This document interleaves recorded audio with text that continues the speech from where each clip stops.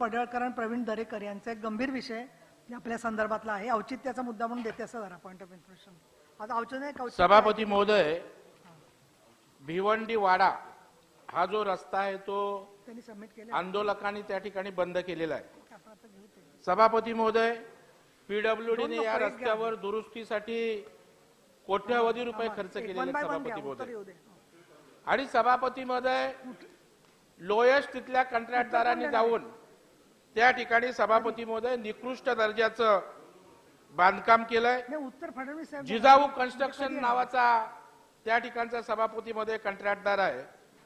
याला एवढं राजकीय वरदहस्त आहे सभापती महोदय की त्याची मनमानी त्या ठिकाणी सुरू आहे. सभापती महोदय, आपण बघाल वज्रेश्वरी तालुका भिवंडी जिल्हा ठाणे येथील भिवंडी वाडा मार्गाच्या निकृष्ट दर्जाच्या कामावर त्या ठिकाणी मोठे खड्डे पडलेले आहेत आणि आकाश जाधव हा 22 वर्षाच्या तरुणाचा या ठिकाणी मृत्यू झालेला, अपघात झालेला आहे. सभापती महोदय, या निकृष्ट दर्जाचं काम आणि त्या अपघातात जिजाऊ कन्स्ट्रक्शन जबाबदार आहे आणि त्याच्या विरुद्ध मयत आकाश जाधव यांच्या वडिलांनी दिनांक 7/9/2023 रोजी गणोशपुरी पोलीस ठाण्यात सदोष मनुष्यवधाचा गुन्हा दाखल करा अशा प्रकारची मागणी केली आणि या अपघाताला जबाबदार असणाऱ्या जिजाऊ कन्स्ट्रक्शन कंपनीला, कंत्राटदाराला काळ्या यादीत त्या ठिकाणी टाकण्याची मागणी सुद्धा विवेक पंडित यांच्या श्रमजीवी संघटनेने केलेलं आहे. आज सभापती महोदय, त्या ठिकाणी रस्त्यावर गावातील नागरिकांनी रस्ता अडवलाय, आंदोलन करून ठेकेदारावर कारवाईची मागणी करतात सभापती महोदय. तिकडे लॉ अँड ऑर्डरचा प्रश्न त्या ठिकाणी निर्माण झालेला आहे आणि म्हणून माझी प्रशासनाने या जिजाऊ कन्स्ट्रक्शनची चौकशी करावी, त्याला काळ्या यादीत टाकावं आणि फौजदारी गुन्हा दाखल करणार का, अशी आपल्या माध्यमातून सन्माननीय मंत्री महोदयांकडे माझी नम्र विनंती आहे. सन्माननीय गोपीचंद पडळकर. सभापती महोदय, हाच विषय सभागृहाच्या लक्षात आणून द्यायचा होता आणि माननीय दरेकर साहेबांनी आणून दिलाय. मंत्री महोदयांना माझी विनंती आहे की आपण या बाबतीमध्ये या कंपनीला काळ्या यादीमध्ये टाकण्याची घोषणा केली तर बरं. सन्माननीय सभापती महोदय, खरं तर आज या संदर्भामध्ये त्या रस्त्यावरती काही संघटना हे आंदोलन करतायत आणि टीव्हीवरती ही बातमी झळकत असताना त्या संदर्भातली पूर्ण माहिती ही डिपार्टमेंटकडून घेण्याचा प्रयत्न केला. खरं तर ठाणे जिल्हा आणि पालघर जिल्हा या जिल्ह्यामध्ये या सर्व भागांमध्ये गेली काही वर्ष आम्ही काम करत असताना जे प्रकर्षाने जाणवतं की हा जो भिवंडी वाडा जो रोड आहे, हा रोड पूर्वी सुप्रीम म्हणून कंपनीकडे हा बीओटी तत्वावरती दिला गेलेला हा रस्ता होता. नंतरच्या काळामध्ये त्यांनी काम अपूर्ण ठेवल्यामुळे त्या कामाच्या संदर्भामध्ये नेहमीच अशा पद्धतीचं त्यामध्ये रस्ते आणि खड्डे या सगळ्या गोष्टीमुळे होणारे अपघात, या सगळ्या गोष्टीमध्ये मी मिळालेली माहितीप्रमाणे की गेली काही वर्ष या रस्त्याच्या देखभाल दुरुस्तीसाठी जवळजवळ 70 ते 80 कोटी रुपयापेक्षा जास्त निधी खर्च झाला आहे. आणि इथली या भागामधली असणारी शोकांतिका अशी आहे की सार्वजनिक बांधकाम विभागाने जरी या देखभाल दुरुस्तीसाठी पैसे उपलब्ध करून दिले तरी सुद्धा ठाणे, पालघर आणि या परिसरामध्ये सर्व पक्षातील कार्यकर्त्यांची आणि तिथल्या असणाऱ्या कॉन्ट्रॅक्टर या सगळ्यांची नेहमीच ही मागणी राहिली आहे की हे जिजाऊ कन्स्ट्रक्शन म्हणून जी कन्स्ट्रक्शन कंपनी आहे, ही कंपनी जी आहे, ही कंपनी अतिशय कमी म्हणजे लोएस्ट रेटनी 25%, 10% अशा लोएस्ट रेटनी ही निविदा भरते. त्यामुळे निकृष्ट दर्जाचं काम करण्यामध्ये या जिजाऊ कंपनीचा कुठेही हात धरू शकत नाही. आणि त्यामुळे काय होतं की ह्या सगळ्या भागांमधील असणारे मी यासाठी सांगण्याचा प्रयत्न करतोय की सार्वजनिक बांधकाम विभाग हा एखाद्या रस्त्याच्या कामासाठी, दुरुस्तीसाठी पैसे उपलब्ध करून बजेटमध्ये देऊ शकतो, परंतु जर त्या ठिकाणी ज्यावेळेला निविदा आणि या सगळ्या गोष्टी ज्यावेळेला होतात त्यावेळेला असे कॉन्ट्रॅक्टर जर कुठेतरी या सगळ्या गोष्टींमध्ये कमी लोएस्टनी सगळ्याच्या सगळं कॉन्ट्रॅक्ट घ्यायला लागले तर या सगळ्या गोष्टी निकृष्ट दर्जाच्या होतात. गेल्या काही वर्षामध्ये 3 वर्षामध्ये या रस्त्यावरती जवळजवळ 11 पेक्षा जास्त जण ही दगावलेले आहेत. अनेक जण हे त्याच्या ह्या नोंद आहे आणि ज्यांचे ऍक्सिडेंट झाले आहेत, काही लोकांची नोंदी झाल्या नसतील, त्या गोष्टी वेगळ्या असू शकतात. अनेक संघटना या संदर्भामधले आंदोलनही करतायत. परंतु या सगळ्या गोष्टीमध्ये एक गोष्ट फार महत्वाची आहे की हे सर्व करत असताना काही दिवसा अगोदर अनेक संघटनांनी पत्रव्यवहारही करण्याचा प्रयत्न केला. ही जी संघटनेतली असणारी जी मंडळी आहेत, जिजाऊ कन्स्ट्रक्शन म्हणून जी कंपनी आहे, या कंपनीचे असणारे जे प्रमुख आहेत ती एक संघटना चालवतात आणि ती संघटना ज्यावेळेला चालवतात त्यावेळेला कुठेतरी सरकारी अधिकाऱ्यांवरती दबावही आणण्याचा मोठ्या प्रमाणामध्ये प्रयत्न करतात. आपण या सगळ्या गोष्टीमध्ये ज्यावेळेला या सगळ्या गोष्टीचा विचार ज्यावेळेला करतो त्यावेळेला एक गोष्ट लक्षात येते, काही तक्रारी माझ्याकडे या संदर्भामध्ये अशा आहेत की ते कोणतंही म्हणजे आपण असा विचार केलाय भाई की काम कसं मिळालं पाहिजे, तर बेरोजगार लोकांना काम मिळालं पाहिजे, अशा वेगवेगळ्या लोकांना ज्यांना काम मिळाले पाहिजे असा जेव्हा आम्ही विचार करतो तर डुप्लिकेट कंपन्या, बेरोजगार पण डुप्लिकेट, अशा पद्धतीने यांनी बरेच म्हणजे माझ्याकडे आलेल्या तक्रारी 9-10 तक्रारी आता माझ्याकडे प्रलंबित आहेत की ज्या मी पाहिल्यानंतर लक्षात येतं की त्यांनी या सगळ्या प्रकारामध्ये डुप्लिकेट बिल ही सुद्धा प्रोड्यूस करून हे शासनाचे पैसे लुबाडलेले आहेत. आणि गेल्या काही वर्षांमधली बोनस एक अप्रेंटिसशिप त्यांची चालू आहे. जो पक्ष सत्तेमध्ये असतो त्या सत्तेमधील असणाऱ्या पक्षाबरोबर ही सर्व मंडळी असतात.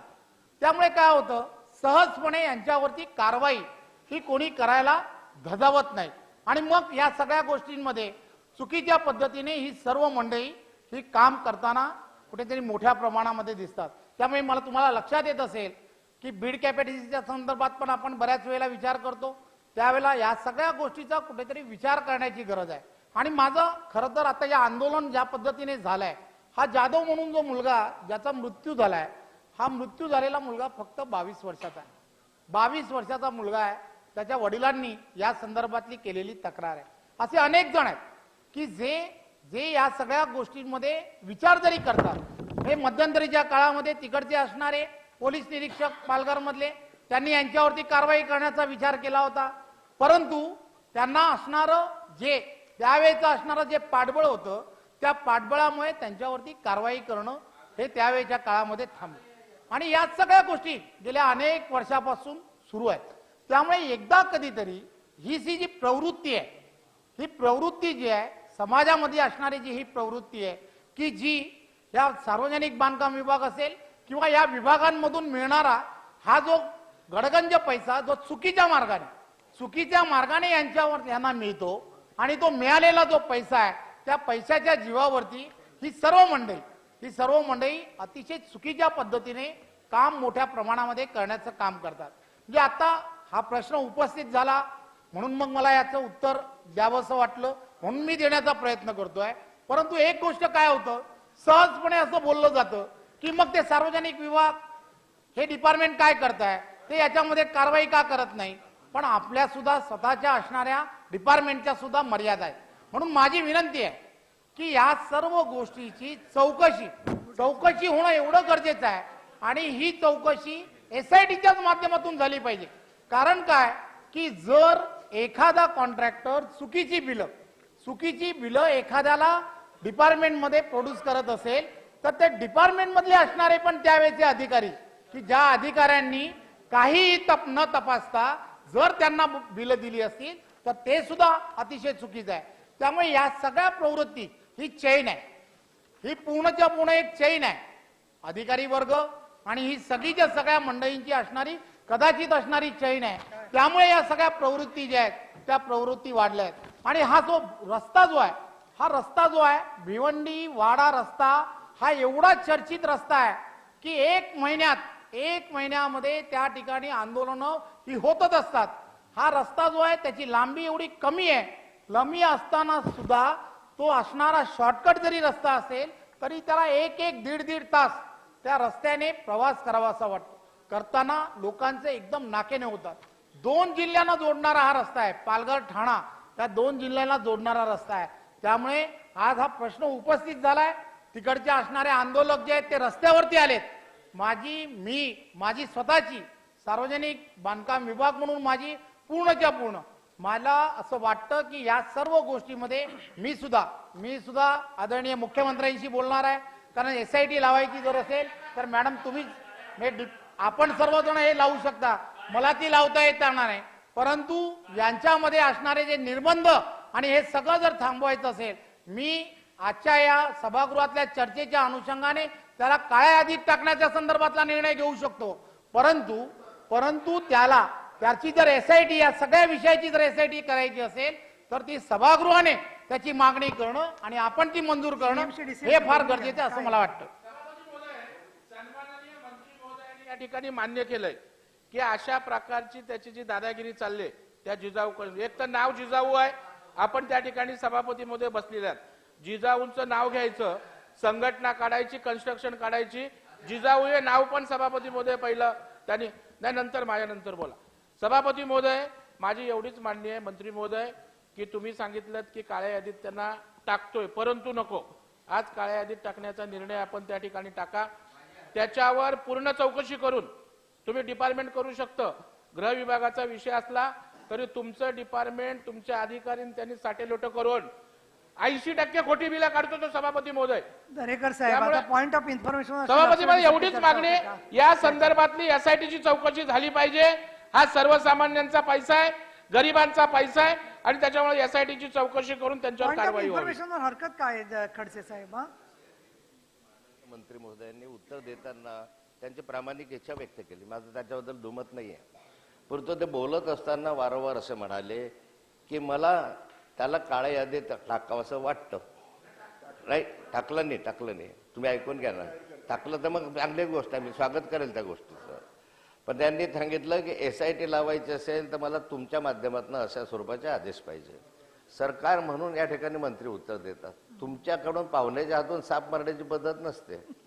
या ठिकाणी सरकार म्हणून तुम्ही उत्तर देताय, तुम्ही त्याला काळ्या यादीत टाका, त्या संदर्भात SIT स्थापन करा आणि हे सगळं भांडा जेवढं काही त्याच्यामध्ये भ्रष्टाचारी असतील त्याच्यावर कारवाई करण्याच्या संदर्भात तुम्ही समर्थ आहात ना. सभागृहाकडून करा असं कशाला माहिती, याची मला हरकत आहे. माझी तुम्हाला आता मी सन्माननीय नाथाभाऊ, मी तुमच्या एवढा बोलण्यामध्ये किंवा युक्तिवाद करण्यामध्ये मी एवढा मोठा नाही, परंतु तुमच्याकडून बऱ्याच गोष्टी ज्या शिकलो तेवढ्याच फक्त मी सांगण्याचा प्रयत्न करतो की माझी जेव्हा आज सकाळी तिथे आंदोलन ज्यावेळेला सुरू होतं, मी ते आंदोलन ज्यावेळेला सुरू होतं तिथला असणारा ज्याच्या घरातील मुलगा यामधून दगावला गेलाय, ते कुटुंब ही सगळी जेव्हा रस्त्यावरती उभे राहतात त्यावेळेला साहजिकपणे गेली काही वर्ष आम्ही त्या ठिकाणी काम करतो. त्या भागातील सर्व लोकप्रतिनिधी हे तुम्हाला या सर्व गोष्टी सांगतील की हे चुकीच्या पद्धतीने काम करतायत. मी आपणाला विनम्रपणे सांगू इच्छितो की मी सार्वजनिक बांधकाम मंत्री म्हणून मी त्यांना काळ्या यादीत आजच टाकतो, यात काही शंका नाही. परंतु या संदर्भामध्ये जे आर्थिक त्यांनी जे या डिपार्टमेंटमध्ये जी चुकीची कामं केली आहेत, ज्याचे कागदपत्र हे आज जेव्हा याच्यानंतर माझ्याकडे मी डिपार्टमेंटमधल्या वेगवेगळे डिव्हिजन आहे, त्या सगळ्या डिव्हिजनला वेगवेगळ्या ठिकाणी वेगवेगळ्या डिव्हिजनमध्ये ज्या ठिकाणी त्या संदर्भातल्या ज्या तक्रारी आहेत त्या तक्रारी मी माझ्याकडे आणण्यासाठी सांगितले आणि या संदर्भामध्ये डिपार्टमेंटमधले असणारे विजिलन्स जे डिपार्टमेंट आहे त्या भागातलं नाही तर दुसऱ्या भागातलं असणारे विजिलन्स डिपार्टमेंट त्यांच्या माध्यमातून मी चौकशी करेन. परंतु या सगळ्या विषयांमध्ये ज्या पद्धतीने याची जी बोनस अप्रेंटिसशिप आहे त्यासाठी SIT हीच फार गरजेची आहे असं मला वाटलं, म्हणून मी तो सांगण्याचा प्रयत्न केला. नाही, आता मुळामध्ये असं आहे की पॉइंट ऑफ इन्फॉर्मेशनवर अशी चर्चा होते का, तुम्ही जरा मला सांगा. अशी चर्चा होऊ शकत नाही. जेवढी झाली तेवढी चर्चा तुम्ही लक्ष वेधलं. एका मुलाचा दुःखद मृत्यू झालेला आहे आकाश जाधव यांचा, त्याच्याबद्दल आपल्याला सहानुभूती आहे, त्याच्यावर सविस्तर उत्तर दिलेलं आहे. तर कुठल्याही प्रश्नावरती कुठलंही उत्तर कुठेही द्यायचं नसतं, हे लक्षात घ्या. नाही आता दरेकर खूप झाला, आता नाही, मी परवानगी देणार नाही. आता पुरे झालं. नाही आता काही महत्वाचं निवेदन करायचं उपमुख्यमंत्र्यांना. नाही, खाली बसा दरेकर साहेब, बस झालं. माननीय